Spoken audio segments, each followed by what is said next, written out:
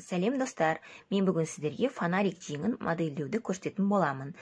Сабақты соңына дейін көріңіздер. Өйткені жазда егер сіз өзіңізге әдемі көйлек кофталар тігіп алғыңыз келсе, міндетті түрде сабақты соңына дейін көріңіздер. Және де менің каналыма тіркеліп, лайк қойып, қоңырауды басуды ұмытпаңыздар. Алдағы жаңа сабақтарды жіберіп алмау үшін. Ондайша біз сабағымызды бастаймыз. Алдыңғы сабақта мен сіздерге жең сызбасын қалай жасау керектігін көрсеткен болатынмын. Сол бойынша мен өзіме осындай дайын шаблон жасап алдым. Сіздер де осылай қиып алсаңыздар болады. Енді сабағымызды бастайық. Міне қараңыздар. Әдеттегідей біз сызбамызды подолевой сызық сызып алайық, сол арқылы бастаймыз. Міне, осылай сызық сызып алайық.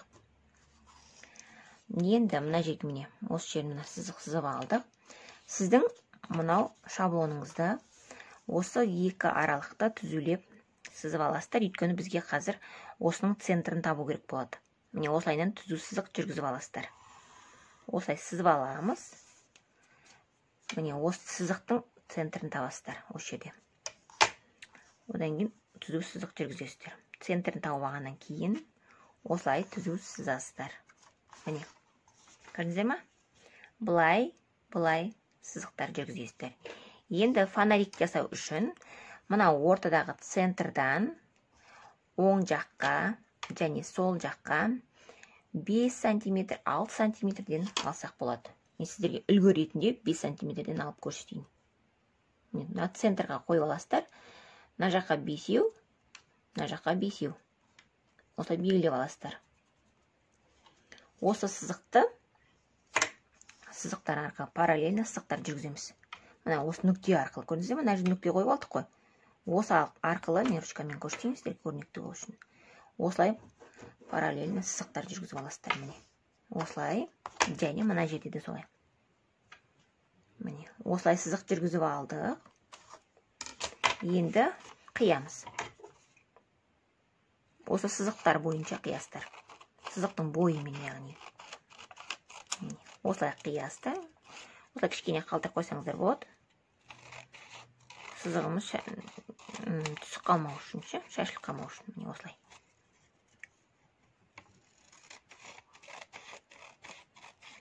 Осылай сызып аламыз.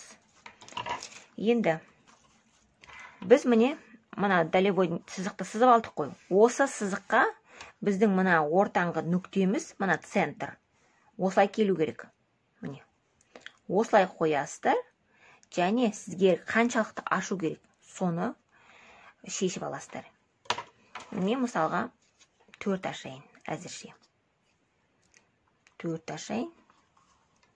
Мен сіздерге жолын көрсетіп жатырмын, яғни сіздер қалағанша ашасыздар, өзіңізге керек. Енді осы ашып алған белгі бойынша мен қазір жабыстырамын.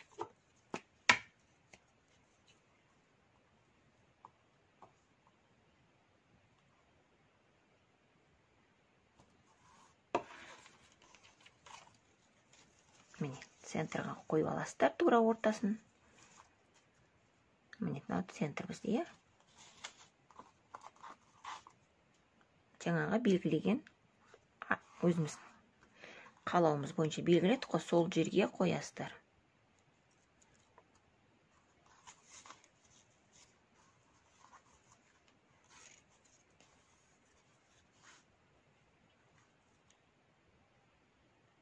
Міне. Осылай қойып аласыздар. Енді мына көрдіңіздер ме аралықты? Мына жерде 4 алдық, мына жерде 4 алдық. Сонда бізде мына жерде барлығы болды, мына жерде 8. Демек, біз келесі бөлшегімізді арасын 8 ашамыз. Міне. Мына жер, яғни бізде 8 болу керек. Мына аралық. Осы жерден 8-ді белгілеп аласыздар. Мына жерде 8 белгілеп аламыз. 8. Бізде мына аралықтың барлығы бірдей болу керек. Енді жабыстырамыз.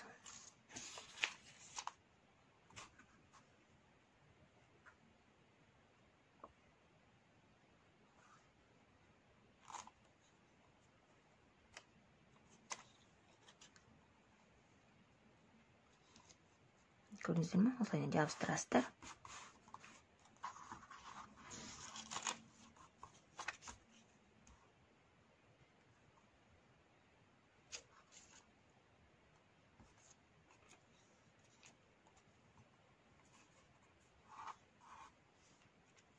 Міне.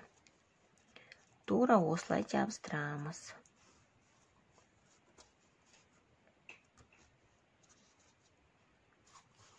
Осылай жабыстырып аласыздар. Енді